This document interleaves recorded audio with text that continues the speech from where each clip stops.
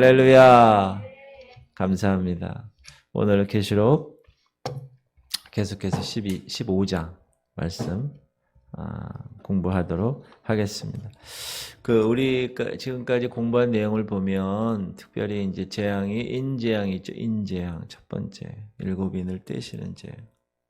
그리스도 예수께서 어린 양 되신 예수께서 이렇게 떼시는데 첫째 인 떼고 둘째 인 떼고 셋째, 넷째, 다섯째, 여섯째, 일곱째 인을 떼실 때 일곱째 나팔재앙으로 옮겨지죠. 그렇죠?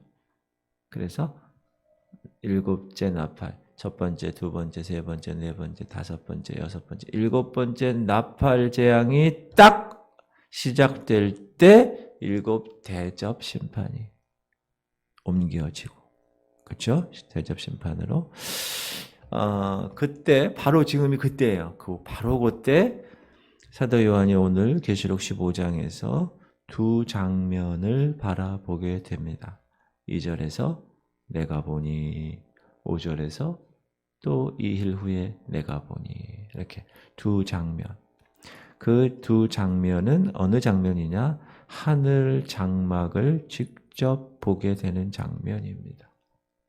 자, 우리 1절부터 4절이 그 하늘 장막을 바라보니까 거기에 승리자들이 있었고, 그 승리자들이 하나님께 모세의 노래와 어린 양의 노래로 영광 돌리는 모습을 이 사도 요한이 보게 됩니다. 자, 1절 승리자들의 노래.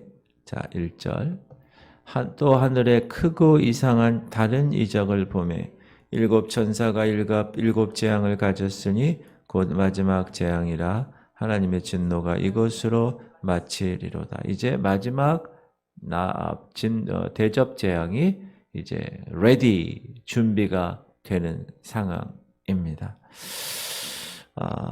우리는 이 성도들 이제 15장에서 승리한 성도들을 전에 만나 보았습니다. 이 성도들은 어떤 성도들이었어요? 짐승 적그리스도에게 무릎을 꿇지 않았고요. 짐승의 표를 받지 않은 사람들. 그래서 그 결과 예수 그리스도를 위하여 그들의 생명을 잃게 되는 그런 성도들입니다. 계시록 12장 11절을 보면 우리 한번 읽겠습니다. 또 우리 형제들이 어린 양의 피와 자기들이 증언하는 말씀으로써 그를 이겼으니 그들은 죽기까지 자기들의 생명을 아끼지 아니하였도다. 이렇게 나옵니다. 자, 어린 양의 피와 자기들이 증언하는 말씀으로 이겼어요. 예수 그리스도의 피와 말씀으로 이겼습니다. 그래서 요한은 이제 하늘을 쳐다보니까 거기에 바닷가에 있는 승리자들을 봅니다. 어떤 바다냐? 유리바다. 그런데 유리바다에 불이 섞여 있는 유리바다. 상상을 한번 해보세요. 자, 2절을 볼게요. 또 내가 보니 불이 섞인 유리바다 같은 것이 있고 짐승과 그의 우상과 그의 이름의 수를 이기고 벗어난 자들이 유리 바닷가에 서서 하나님의 검은 고를 가지고, 그렇죠? 유리 바다인데 불이 섞인 유리 바다고 거기에 어떤 사람들이 있었다고요? 짐승과 그의 우상 그리고 그의 이름의 수, 짐승의 수를 이기고 벗어난 자들이 거기 있었다. 그런데 실은 이 유리바다는 우리가 한번 공부했었어요. 4장에서.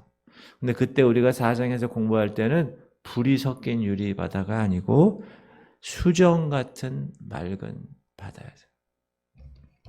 보좌 앞에 있는, 자, 계시록 4장에서 우리가 공부했는데, 시작. 보좌 앞에 수정과 같은 유리바다가 있고 보좌 가운데와 보좌 주위에 네 생물이 있는데 앞뒤에 눈들이 가득하더라. 우리가 공부했잖아요.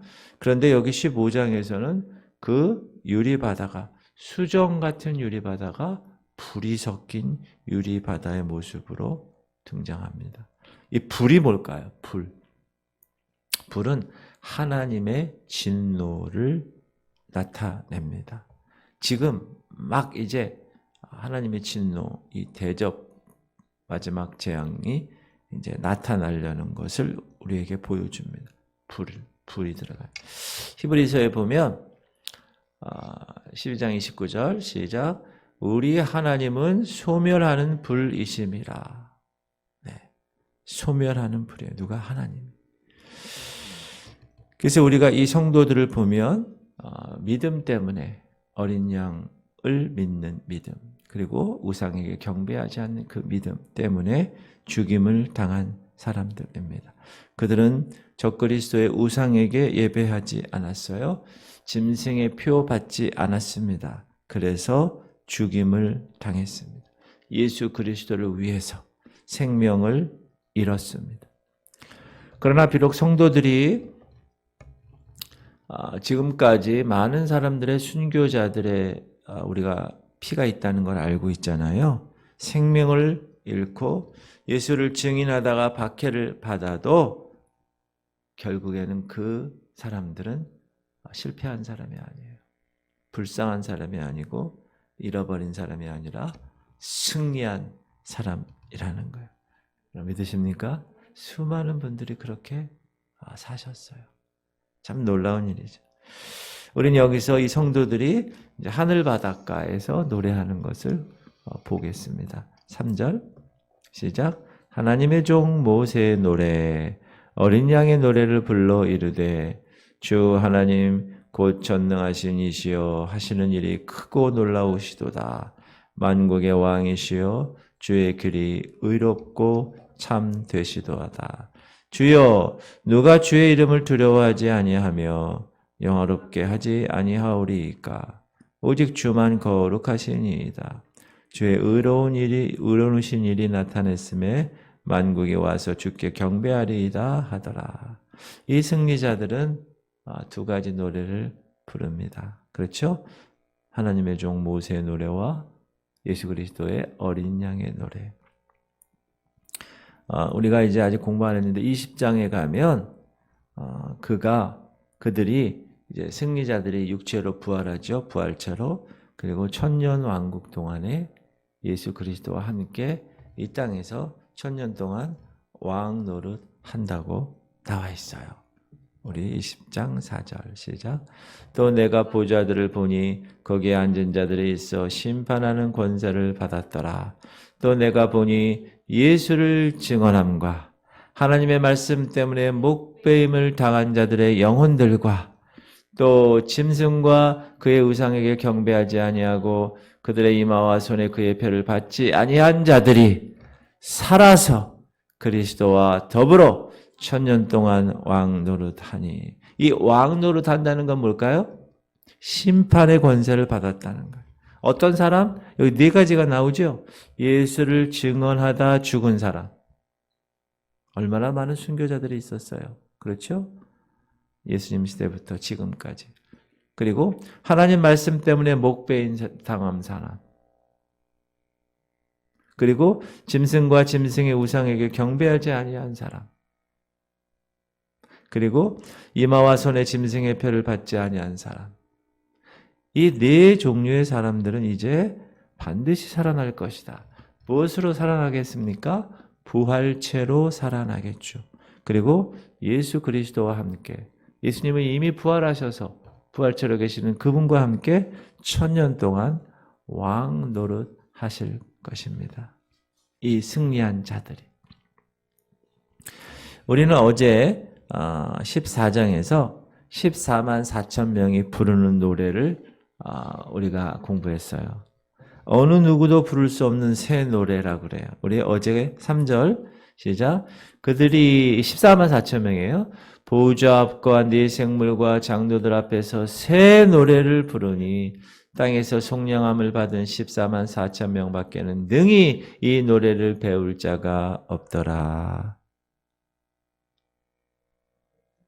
그런데 오늘은 15장에서는 모세의 노래와 어린 양의 노래를 봅니다. 저는 예전에 작곡을 공부해가지고 이런 성경에 이런 얘기가 나오면 궁금해요. 야, 어떤 노래일까? 멜로디가 어떨까? 가사야 뭐 우리가 유추할 수 있겠죠. 그죠? 모세의 노래면 모세에 관한 것. 어린 양의 노래면 어린 양. 근데 멜로디가 어떨까? 예수님 다시 오실 때 나팔 소리와 함께 이제 재림하실 때 나팔 소리가 어떤 음성일까? 어떤 소리일까?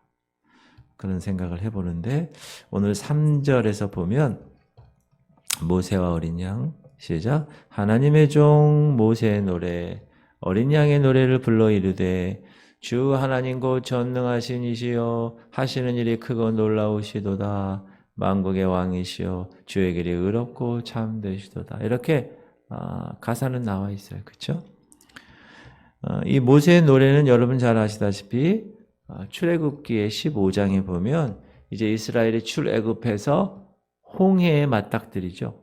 근데 홍해가 쫙 갈라져서 이스라엘 백성들이 마른 땅처럼 건너가는데 뒤에서 애굽 군사들이 막 쫓아올 때 이스라엘이 다 나오고 홍해가 다시 덮어질 때 애굽의 군사들이 마병과 그 모든 말들과 모든 마차 또 그 군사들이 다 수장되는 그러한 것을 우리가 공부했는데 한번 읽어볼게요.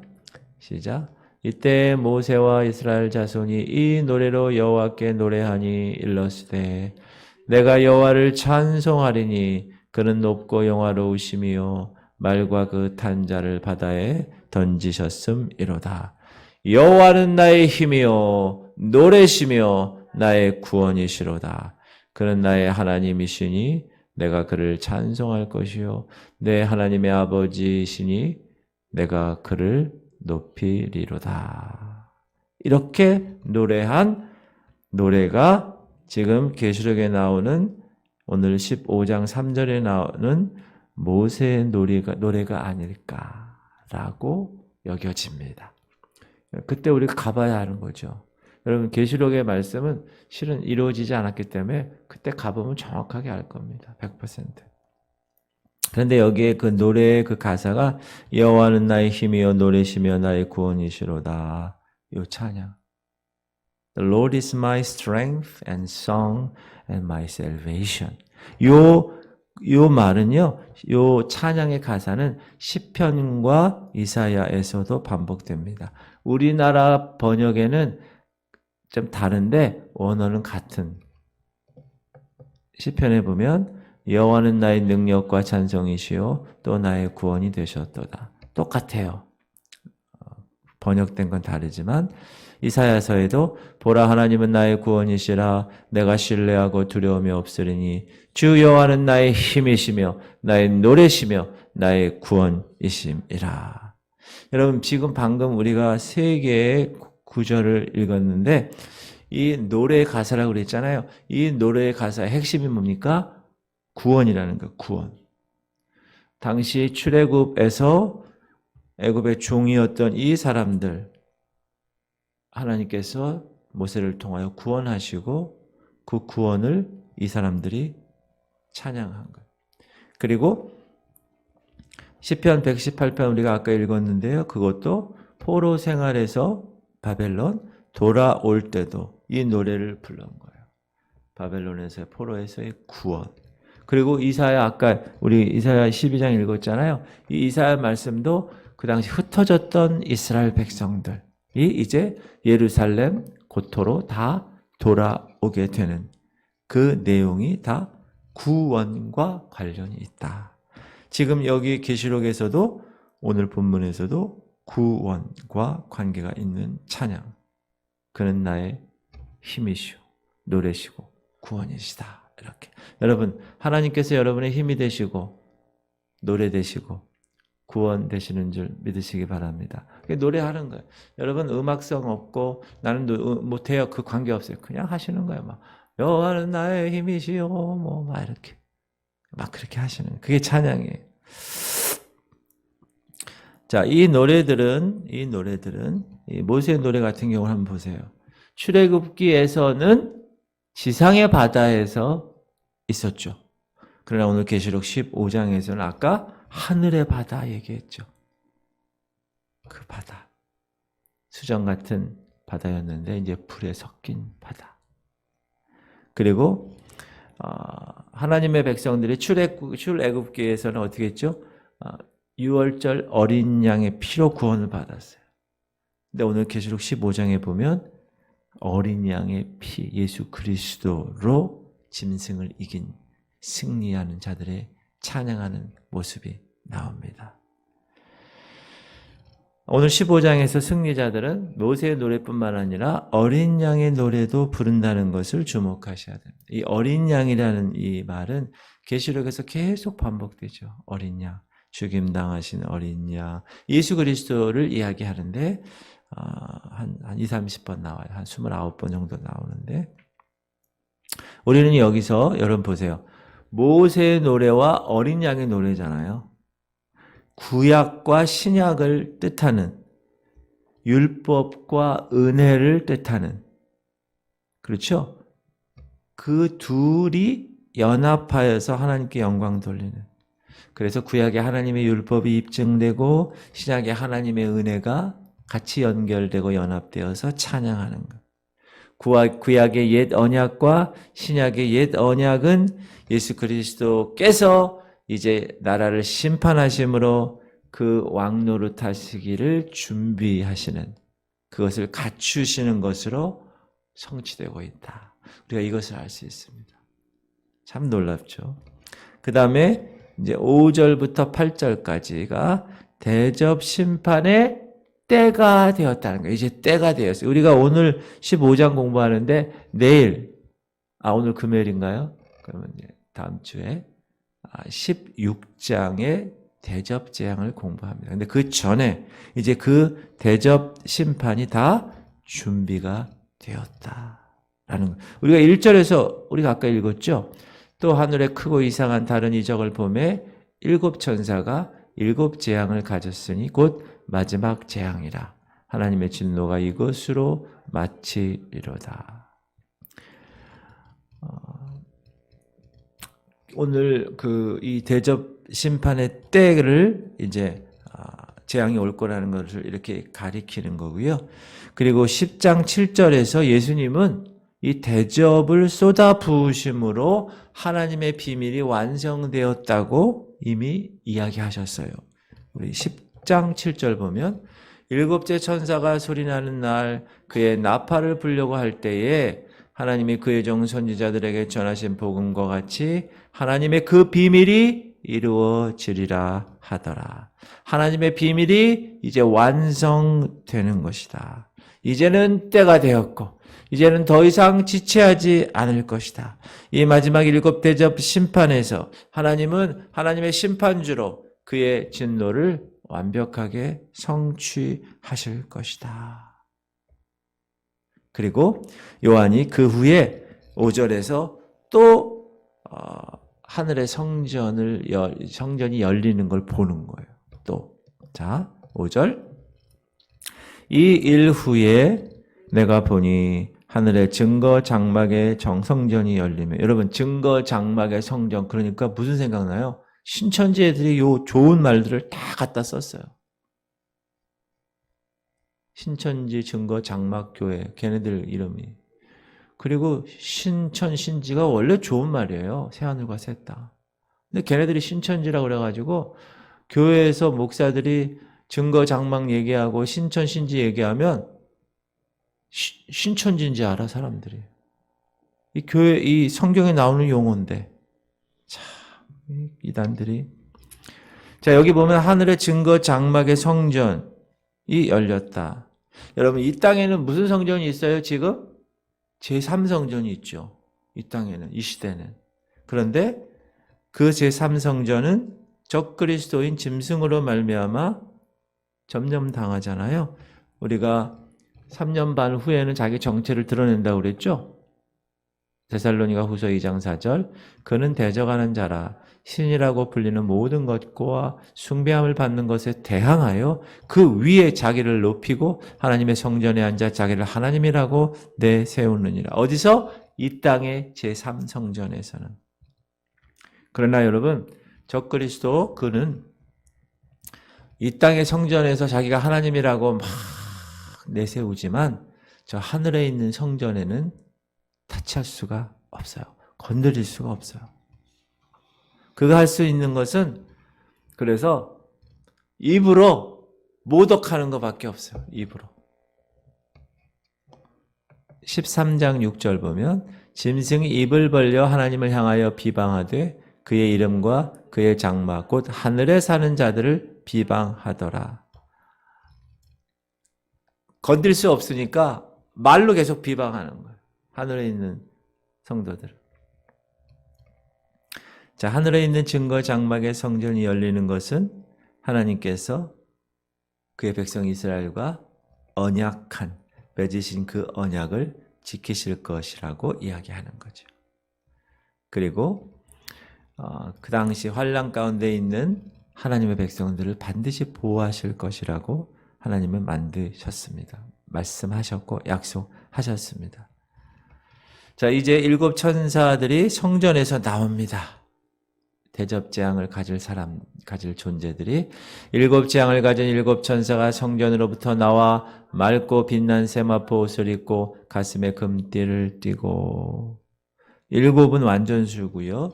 7의 진노 대접으로 하나님의 심판은 이제 완성될 것이고, 자, 천사들이 성전에서 나옵니다. 이게 하늘의 성전이죠. 여기 여러분 하늘의 성전의 지성소에는 언약궤가 있잖아요. 그것은 거룩하신 하나님께서 빛으로 임재하신 곳인데 이제 거룩하지 못한 이들에게 거기서부터 천사들이 나와 심판을 하게 된다. 그런데 이 천사들이 입은 옷이 세마포, 맑고 빛난 세마포 옷, 그리고 가슴에 금띠를 띄었다. 이 세마포 옷은 구약의 제사장들이 입는 옷이거든요.